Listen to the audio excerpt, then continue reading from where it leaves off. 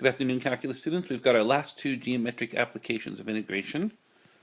They are arc length and surface area. These are easier to set up than the volumes of rotation that we've been working on. The integrals you get are much messier. In fact, they're so messy that we typically throw them at a computer to do a numerical approximation. Many of the integrals that you get simply can't be done in a simple form, and you have to do numerical approximation. But before we worry about that, let's see how we set them up. First, we're going to do arc length. So here's our setup. We've got some curve, y equals f of x, and 2 points on it, a comma f of a, and b comma f of b. And the question I want to ask is, how long is this curve from a to b? Like if I had a string that ran along here and I straightened it out, how many units long would it be? So here's the idea how to figure that out. We're going to take a small little piece. We're going to slice it up, like we have been for volumes. We're going to slice it up. So there's one of my little tiny pieces. And I'm blowing it up so you can see it much closer. So there it is. It looks like a line when it's that close, of course. Oh, our assumption here is that f is differentiable between a and b. So we don't have any weird points like on an absolute value. Whenever we blow it up, no matter where we blow it up, it always looks straight. So there's my tiny little piece ds. Now why s is used for arc length, I don't know. It probably makes sense in French or German. I don't know who gave the notation. S is typically used for arc length. Since this is a tiny little piece of arc, we say it's ds. So basically we want to add up all the ds's. So we're going to integrate ds from a to b. But we need to know what ds is in terms of x, because our function is y equals f of x. So what I do is I take advantage of the Pythagorean theorem. So I make a little right triangle there.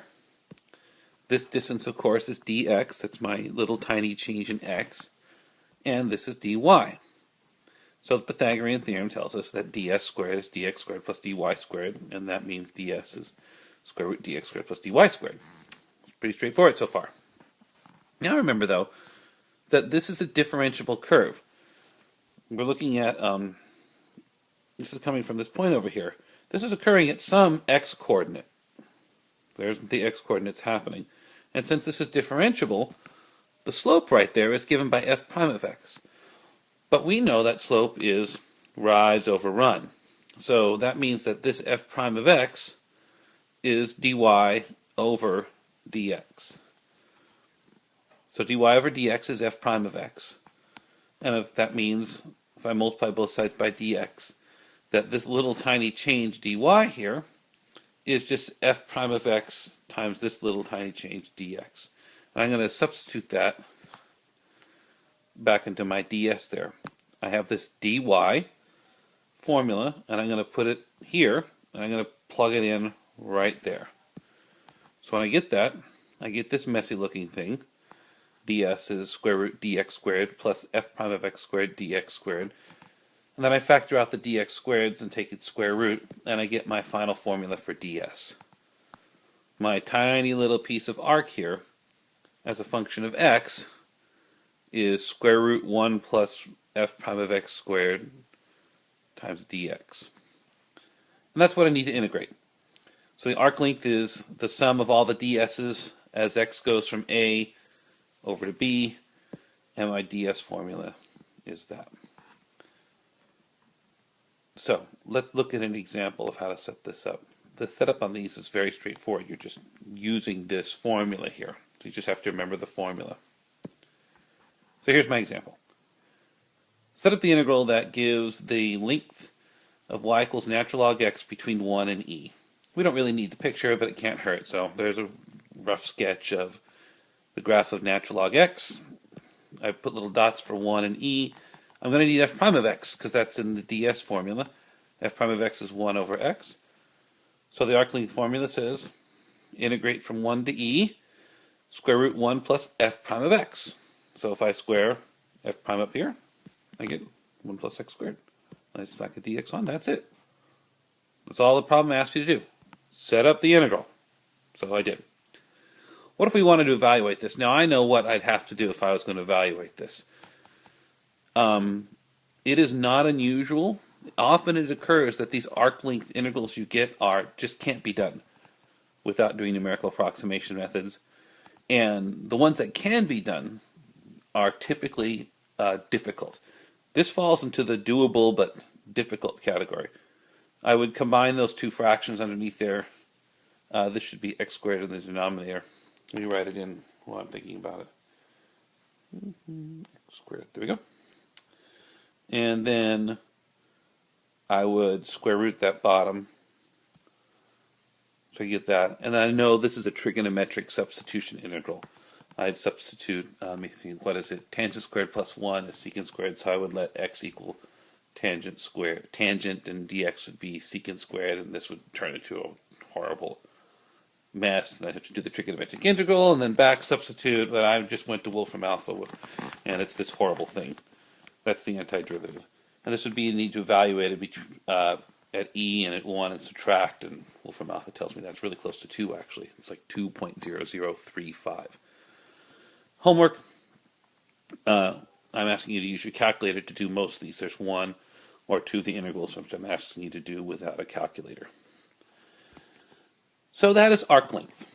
Let's go to the last thing, surface area. Surface area is based on the arc length. So here's my curve again. This is y equals f of x. And what I'm going to do is I'm going to rotate this curve either about the x-axis or about the y-axis. So if I draw a picture of what it would look like if I were to rotate that curve around the x-axis, it would look something like that.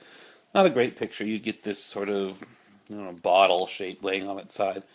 And we want to know the surface generated by this rotation. So this is not going to include the end here. It's not going to include this circle. It's just this surface right here. If I were to shade it, I didn't do this. I'm doing this on the fly here. If I were to shade this, I'm looking at, this surface here as it goes around. Not the, and of course there's the back side that goes around back like this. But I'm not looking at the circular cap. Just getting the surface swept out by the curve. So how do I get that? Same idea. I'm going to slice it up into little pieces. That's a little tiny piece of the arc, and its length is ds. And I just, as it goes around, it generates a little tiny piece of the surface. It generates this circle here as it goes around. The surface is a product of two things. It's the arc length. It's how long this is. The longer this piece is, the more surface that will be generated, times the distance that you rotate around. So it's a sensible product of two things. It's how long this little tiny piece is. The longer it is, the bigger the piece of surface it generates, times the distance it goes around. Now, of course, the distance that goes around is just the circumference of a circle, 2 pi r. So I get 2 pi r times ds for the surface generated by that little tiny piece. And then I'm just going to integrate this. I'm going to add up all those pieces from whatever a to whatever b are the endpoints of my curve. So you get two formulas depending on if you're rotating around the x-axis or if you're rotating around the y-axis. If you're rotating around the y-axis, which is not the picture I drew rotation around the x-axis. But if you rotate around the y-axis, then the r here is the distance back to the y-axis. But that's just my x-coordinate. X goes 1, 2, 3, 4 as I move along here. And so this distance is just x. It's whatever it's my x value as I go along. So my radius is x, so that means my surface area integral is just this, integrated from a to b, with r replaced by x, and ds replaced by my ds formula for arc length from the previous slides. Now I'm going to be lazy here. What if I rotate around the x-axis? So there's what I wrote before. Instead of writing it all again, I just copied it. So what needs to be changed? Well, if I rotate around the x-axis, now my radius is from here to here. It's a y, but y is being given by f of x.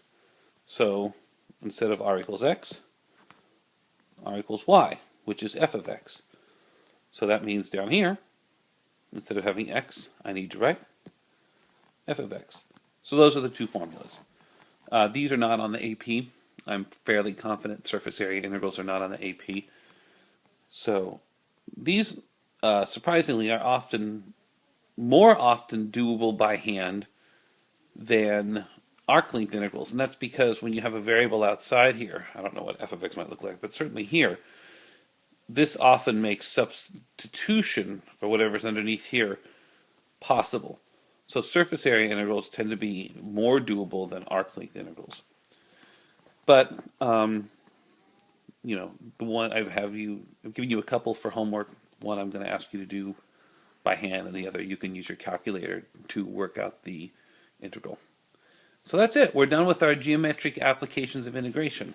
We've had surfaces by slicing, or volumes by slicing, volumes of rotation, two different ways, arc length, surface area.